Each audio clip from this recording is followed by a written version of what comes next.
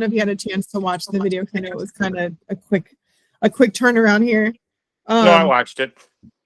Oh, good. Okay. I had originally, oh shoot, let me grab this.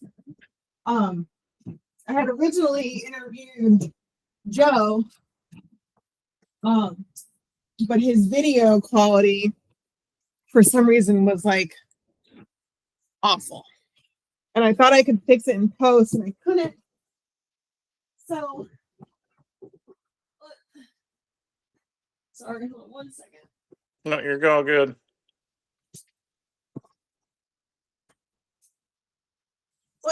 Okay. So, basically, I'm going to ask you those questions that I sent you. I might ask you more, I might ask you less, depending on, your answers and how our conversation is going. But we're basically just having a conversation about, the end of your trip. Yeah. Well, your whole trip, not the end of your trip. But, and then I'll throw some pictures in there, pretty much referencing whatever you're talking to or talking about. I mean, so with your permission, can I steal photos from your Facebook page to use? Yeah. Perfect. And then the other thing, gosh, you already stole them, so it doesn't make a difference. That's valid.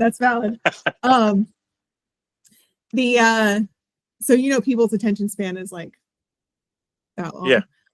So brevity is, people like it. I could talk about this stuff forever, but you know how people are. So condense your answers just a bit for the audience. Yeah, so right before we start, I'm going to do this. All right. And that's how we're started, because that's where I edit. And I'm going to do the same thing at the end. So I'm going to say goodbye like we would on video, and then we'll chat a little bit after that. All right, sounds good. Do you have any questions? No, I got notes right over here that you can't see because I'm smart like that. That's good. Awesome. So I will introduce you briefly, and then then I'll say, do you want to introduce yourself? And then you'll say your name, what you did in the military, what branch you were in, and then that you did the Mississippi. Yep. Cool. Roger. All right. Let's do this. Welcome to Warrior Expedition SITREPs. Oh shit, I don't think this is recording just me. Hold on. Let me make sure my screen is doing the right thing. I hate this one. I'm not used to using this to do these videos. I'm used to using Zoom. But since we switched over, where is my... That's not what I want. Full screen.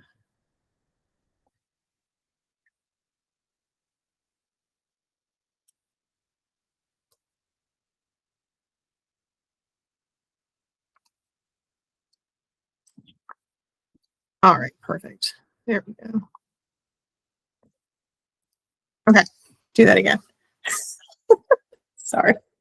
I don't function after like 6 p.m. Okay.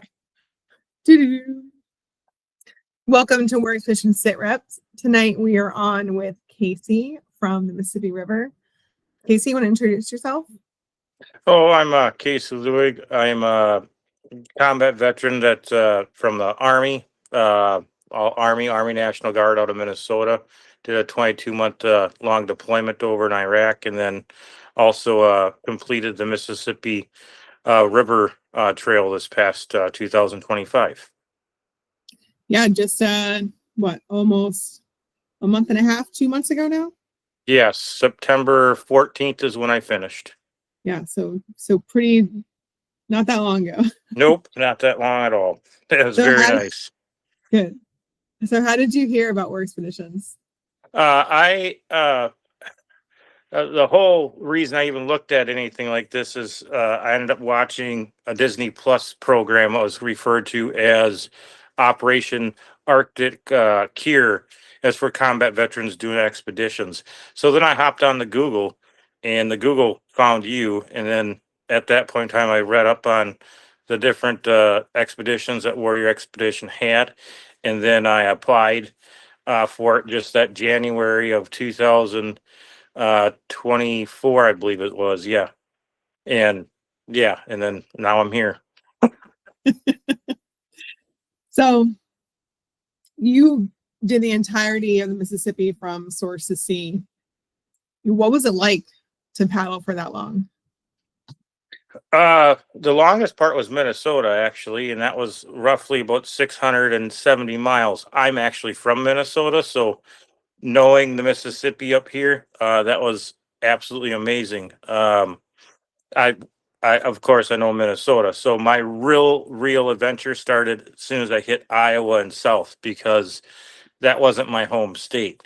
Um, the whole length of the journey was absolutely amazing because the change in the Mississippi or the water flow or even the heights was just very, you had to adapt, and it was very great and learning experience, and it was super enjoyable altogether.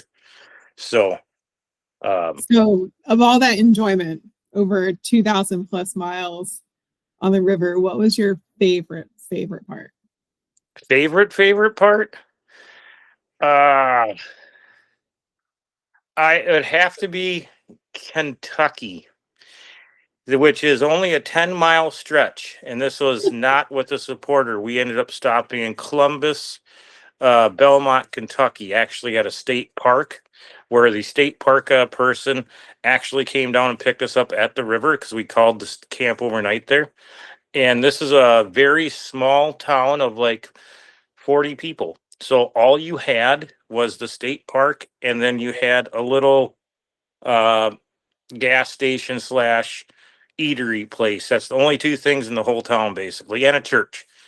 And staying at that state park, we ended up not camping out. We ended up staying in a cabin, myself and the two other guys that I was with, and we learned a lot about the Civil War, which was super interesting and intriguing to learn about.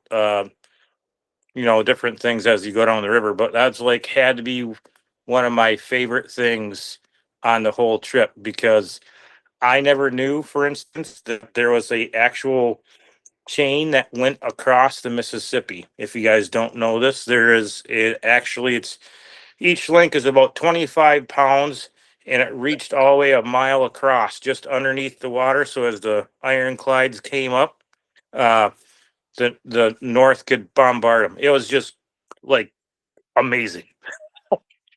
I did not know that. I kind of wish we had stopped there. That's awesome. Yeah, Yeah, that's one. Yeah, that's one of the, and it's just the part of the Mississippi of one of the states that you get to go into that's only, I think, like 12 miles long that you're even in Kentucky, and then it's blink you miss it kind of. yeah. So No, that's wild. Um, yeah, there's a lot of history on the river. I learned so much when I was doing the river. I had no idea just how much. I mean, obviously that I don't know where else going with that. My brain just farted, but well, like I genuinely like loved the history aspect of the river. oh, Like that's yeah. out of all the other trails I've done, the history of the Mississippi or along the Mississippi was hands down, like I think one of the coolest things. Yeah, the Great River Road and Trail and everything like that is absolutely amazing. Between the military historical background, like was it Fort Madison, Iowa was another one. If you want to go back to the 1950s, you walk into that town, you will go back to the 1950s. It was like super neat stuff. I stopped and um, visited almost every military memorial park I could and took photos of them as I was going down. So it was absolutely amazing. Yeah, no, that's freaking awesome. Um, okay, so that was your favorite part. What was the worst part? Paddling upstream. No, because there's parts that was by Columbus, not Columbus, Cleveland, Mississippi. It took us 7.5 hours to go 12 miles. and it was like you're paddling uphill, and that was with the barges. Um, so and the river was very low this year, so the barge traffic was only one way. So at Mhm. that point in time, it was you didn't have much room. It was barge goes by, you're over on the side, so on and so forth. So it was it was challenging and fun at the same time. Yeah, no, that's fair. A lot of people think that you're just gonna float down the river, like it's a river float, and there's not a whole lot of floating when you do the Mississippi. If you're not paddling, you're going sideways or backwards, between the Hmm. wind and everything else. So yeah, no, Yeah. definitely not the float that everyone thinks it is. So between the challenges and your favorite parts, what changes do you think you've happened to you along the river? There's a couple things. I'm gonna say integrity was a big one because integrity in doing the Mississippi Trail in itself, and not I'm gonna say not cutting corners or anything else like that. Knowing that you are gonna make this happen and you do it the way that you want to do it, and having the integrity to get back on there every morning and not quit, and just enjoying the paddle. Also, personally, for me, more independence for myself. Prior to myself going on this expedition, um, a lot of the things that I did at home, um, I wasn't very independent about. Like if I'm married, so if my wife would leave, I would just hunker down inside my house and not want to go do anything. I'd just whatever. Now I'm able to go outdoors and do stuff by myself and not have people with me, so on and so forth, like I did before. Um, and I mean, there's a lot of different things that has changed. I broke a lot of habits, a lot of What's your habits. Like you don't really think about it, but like not drinking soda every day, you break that habit. You break your regular routines out of life, and then you come back and try to keep the same habits other than the paddling part, you know, every day. But overall, in the 84 days I was on the river, I came back. I was 39 pounds less. Dang, So you lost almost 40 pounds? yep, almost 40 pounds. I started at 235 and I came back, got back home here in Minnesota. I was 196. Wow. Wow. Yeah, that is quite a change. And it Yep, makes you feel different. Your mind's a little bit different. yep. Mine's different. I had a smile on my face, and there's a lot of people. For people that don't know, I had my own Facebook, um, and on there, a lot of people would say when I had my grumpy face all the way to where I started to smile. you That's know, awesome. Yeah, so that's my next question. You are kind of already answered it. My next question was going to be, how do you think it's affected you now that you've been home? I mean, you've been home for about 2 months. So I like the yeah. integrity and the independence and the healthier habits, Yeah. it seems like those have continued. Do you think like they're they're going to continue? Oh yeah, they're gonna continue, and a lot of I have some rough days, like because I still work and stuff like that, but like I haven't had any issues like really at work, or if somebody was not putting stuff together correctly and I had to fix it, like I haven't gotten angry or like frustrated with them. I just like, okay, it's all good. Just go ahead and fix it. Um, which is another thing I did enjoy on the Mississippi Trail was I was the mechanic if anything ever broke down, which you know about. So I enjoy doing bush fixes of equipment if we need to. So, but Yeah, I enjoyed seeing some of the stuff that you came up with when something broke. And I'll if definitely it share. works, it works. That's awesome. I mean, you got to do what you got to do out there, right? Yeah, Not everything's you can't just go to a store and buy something new all the time. yeah. No, yeah, no, that's really cool. All right, well, I don't have any more questions for you. Do you have anything you want to add? I mean, it overall, the Mississippi River Trail was absolutely amazing. The program was amazing. I learned a lot.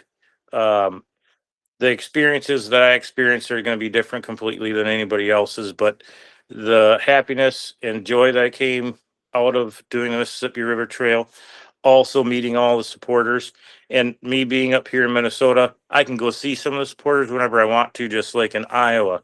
I'm actually going to be a supporter this next year for the 2026 group, because I'm just down the river from the river. So yeah. Another thing I meant to say is I came back with a lot more confidence than I left with. And that's one of the things that I'm very proud of, is the fact that I can be confident in what I do on a daily basis now compared to not feeling like I was confident before. That was a big one. Um, and then, you know, yeah, I would say that both that, yeah.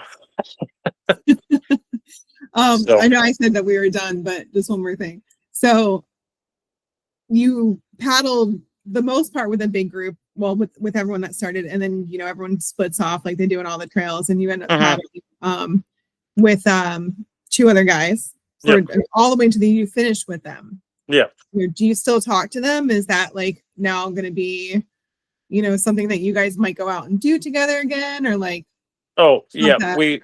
we actually have three things that are happening right now.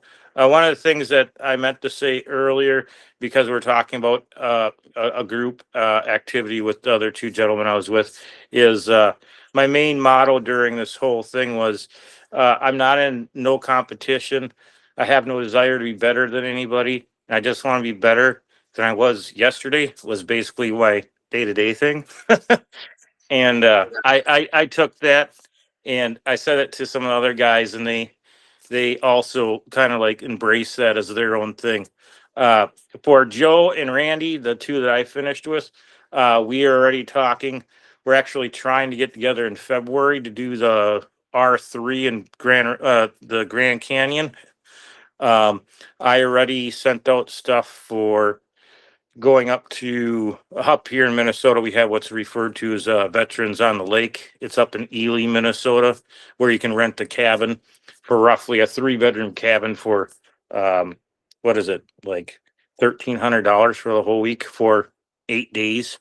Bring the canoes up and then go walleye fish and stuff like that. So we talk almost once or twice a week via the group chat. So Very cool. Yeah, because you guys, I mean, you've got one in North Carolina, one in Minnesota, and then one in Arizona. So you guys are like we're the as triangle. far as you can get from each other as possible. Like Hmm. that's really cool that you guys connected and had that experience together, and then now can continue to share those stories and talk. So yeah, that's really cool. Yep. I believe Joe, and then I think the boys are coming up for 4th of July, so we can try to Oh, do stuff up here as well. So yeah, that is awesome. That's really cool. Um, yeah, well, thank you for taking time out of your evening after working all day and no sitting down to worries. talk to me. And yeah, I will talk to you again soon. All right, Roger that.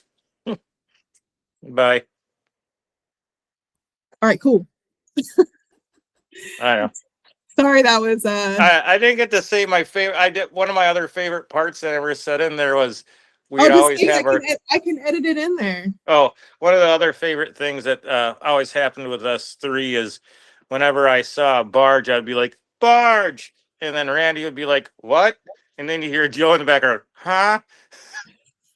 It was like, it was a daily thing. It was just comical as hell.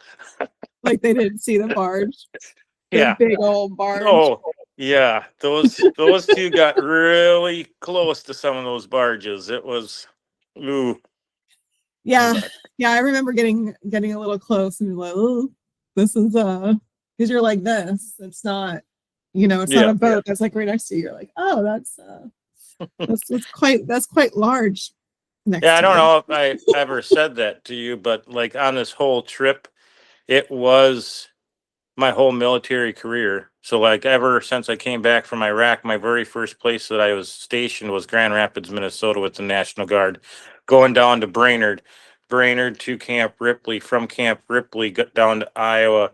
Missouri's where I went to my NCOS school afterwards. Then it was Mississippi where I got mobilization from. So my whole military career like was on that whole path down the Mississippi.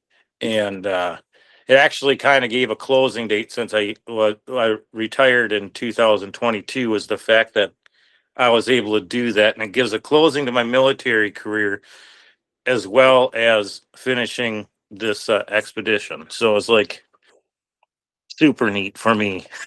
No, that's really cool. It's nice when you can like tie something back to, you know, even a little bit more personal. It's like it means more. Yeah. That's really cool. No, that's awesome.